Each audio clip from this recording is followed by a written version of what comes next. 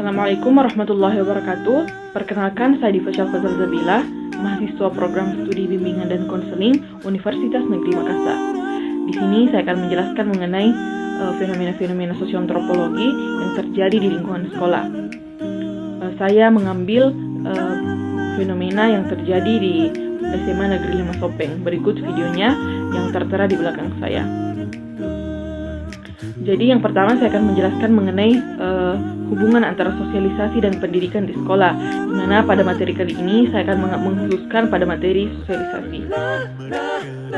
Jadi pada video yang tertera berikut dipaparkan bahwa guru mensosialisasikan kegiatan sekolah kepada siswa agar siswa dapat melakukan penyesuaian diri yang baik.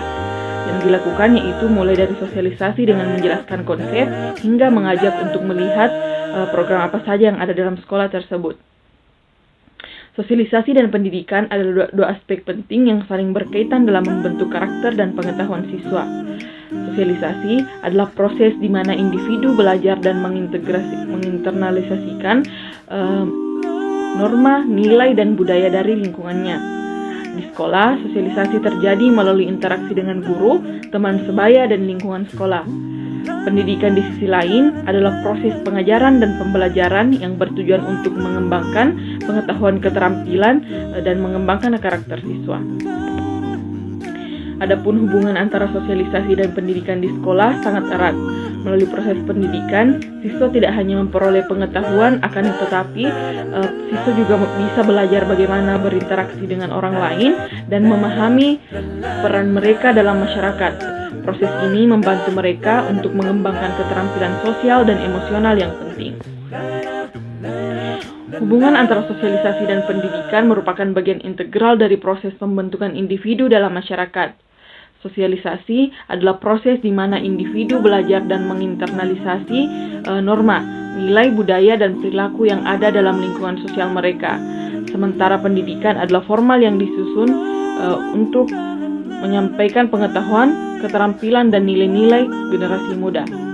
Adapun aspek-aspek dalam sosialisasi yang harus diperhatikan, yaitu yang pertama penanaman nilai dan norma sosial. Sosialisasi dalam konteks pendidikan membantu menanamkan nilai-nilai sosial yang dianggap penting dalam masyarakat, seperti kerjasama, toleransi, hingga keadilan yang sama-sama harus dirasakan seluruh siswa tanpa memandang status yang ada pada setiap siswa. Sekolah tidak hanya bisa menjadi sebab diterimanya pengetahuan akademis, tapi juga menjadi tempat di mana siswa belajar tentang norma-norma sosial yang berlaku, baik dalam interaksi sehari-hari maupun dalam kegiatan ekstrakurikuler. Selanjutnya, pembentukan identitas dan kepribadian. Melalui proses sosialisasi di sekolah, individu membentuk identitas dan kepribadian mereka. Mereka belajar bagaimana memahami peran mereka dalam komunitas. Juga pendidikan membantu bisa menjadi sebab adanya kesempatan untuk refleksi diri dan pengembangan kemampuan untuk berpikir kritis yang penting dalam membentuk pandangan dunia dan nilai-nilai pribadi. Selanjutnya adalah pemahaman terhadap keanekaragaman budaya. Lingkungan pendidikan yang inklusif memperkenalkan siswa pada keanekaragaman budaya, nilai, juga perspektif. Hal ini membantu membangun pemahaman yang lebih luas tentang masyarakat global yang multikultural.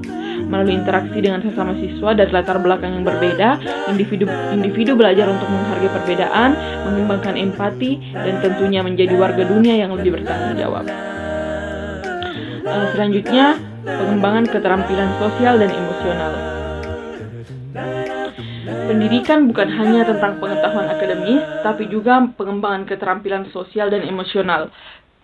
Sosialisasi di sekolah membantu siswa belajar mengelola emosi, berkomunikasi secara efektif, bekerja sama dalam tim, juga menyelesaikan konflik. Ini penting dalam membentuk individu yang mampu beradaptasi dalam berbagai situasi sosial dan mengembangkan hubungan yang sehat dengan orang lain. Selanjutnya ada pemberdayaan sosial dan perubahan masyarakat. Melalui pendidikan yang mempromosikan nilai-nilai positif dalam kesadaran sosial, individu dapat menjadi agen perubahan dalam masyarakat. Mereka dapat belajar untuk memahami isu-isu sosial, berpartisipasi dalam sebuah komunitas, dan menciptakan dan membantu untuk menemukan solusi untuk masalah-masalah yang dihadapi oleh masyarakat.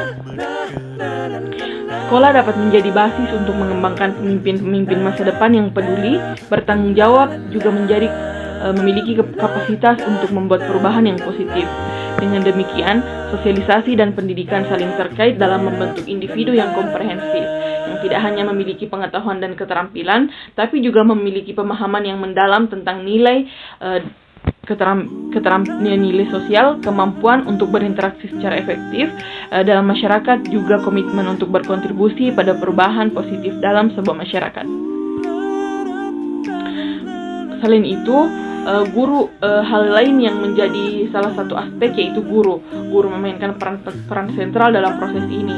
Mereka tidak hanya mengajar materi pelajaran, tapi juga menjadi model dan fasilitator dalam proses sosialisasi. Guru mengajarkan nilai-nilai seperti kerjasama, disiplin, tanggung jawab, hingga empati agar melalui interaksi sosial dalam kegiatan sehari-hari. Aspek selanjutnya itu teman sebaya. Teman sebaya juga memiliki pengaruh besar dalam sosialisasi. Di sekolah, siswa belajar berinteraksi dengan teman-teman, memahami dinamika kelompok, dan mengembangkan keterampilan komunikasi. Kelompok teman sebaya dapat menjadi sumber dukungan dan motivasi, tapi juga bisa menjadi sumber tekanan yang harus dihadapi siswa. Teman sebaya ini adalah memiliki dua mata atau dua sisi yang berbeda, di mana teman sebaya bisa menjadi hal positif, namun juga bisa menjadi hal negatif. Namun hal itu harus dicari solusinya agar siswa tidak merasa tertekan ketika berhadapan dengan siswa lainnya. Selanjutnya, kegiatan ekstrakurikuler. Kegiatan ekstrakurikuler adalah contoh lain dari hubungan timbal balik antara sosialisasi dan pendidikan. Melalui kegiatan seperti olahraga, seni, dan klub akademik, siswa belajar bekerja sama, memimpin, dan menghormati perbedaan. Kegiatan ini tidak hanya mendukung pengembangan keterampilan sosial, tapi juga membantu memperkuat pengetahuan dan minat akademik siswa. Lingkungan sekolah secara keseluruhan juga berperan penting dalam proses ini, di mana budaya sekolah yang inklusif dan mendukung dapat mendorong siswa untuk merasa diterima dan dihargai, yang pada gilirannya meningkatkan motivasi dan prestasi akademik mereka. Sebaliknya, lingkungan yang kurang mendukung dapat menghambat perkembangan sosial dan akademis siswa. Proses pendidikan yang baik harus memperhatikan aspek sosialisasi ini.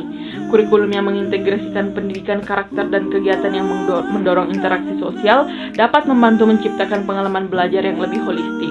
Dengan demikian, siswa tidak hanya tumbuh menjadi individu yang cerdas, tapi juga menjadi pribadi yang mampu berkontribusi positif dalam sebuah masyarakat. Selain itu, penting bagi orang tua untuk bekerja sama dengan sekolah dalam mendukung proses sosialisasi dan pendidikan anak-anak mereka. Dukungan dan keterlibatan orang tua dalam kegiatan sekolah dapat memperkuat hubungan antara pendidikan formal dan pengembangan sosial. Mungkin itulah yang sempat saya sampaikan mengenai materi sosialisasi yang termasuk dalam aspek-aspek fenomena sosioantropologi yang terjadi di sekolah. Jadi yang dapat saya simpulkan yaitu sosialisasi dalam konteks pendidikan membantu menanamkan nilai-nilai sosial yang dianggap penting dalam masyarakat. Juga melalui proses sosialisasi di sekolah, individu bisa menjadi identitas dan kepribadian mereka yang lebih baik. Mereka belajar bagaimana berinteraksi dengan orang lain, mengembangkan keterampilan sosial, dan memahami peran-peran mereka dalam sebuah komunitas. Di mana sosialisasi ini sangat berhubungan dengan pendidikan karena dalam sekolah pasti ada yang namanya pendidikan dan ada juga yang namanya sosialisasi ataupun hubungan timbal balik antara siswa dan warga-warga sekolah lainnya. Mungkin itulah pemaparan materi dari saya. Jadi di sini saya akan menjelaskan mengenai analisis kritis saya tentang konsep pembelajaran ideal yang menurut pendapat Bapak Ki Hajar Dewantara, yaitu sebagai Bapak Pendidikan, yaitu ngerti, memberikan 3 aspek: teringat, ngerti atau memahami, ngerasa atau merasakan, serta ngelakoni atau melakukan. Beliau berpendapat pendidikan harus mencakup ketiga aspek ini untuk membentuk manusia seutuhnya. Serta ada yang namanya prinsip budi pekerti, di mana beliau berpendapat bahwa pendidikan tidak hanya berfokus pada pengetahuan kognitif, tapi juga pada pembentukan karakter afektif dan serta keterampilan psikomotorik. Namun ada ketidakseimbangan pada realitas di beberapa sekolah di Indonesia, bahwa pengembangan kognitif, afektif, dan psikomotorik itu ada ketidakseimbangan. Sekolah lebih cenderung pada pengembangan karakter dan keterampilan sosial siswa. Mungkin itu saja dari saya. Wassalamualaikum warahmatullahi wabarakatuh.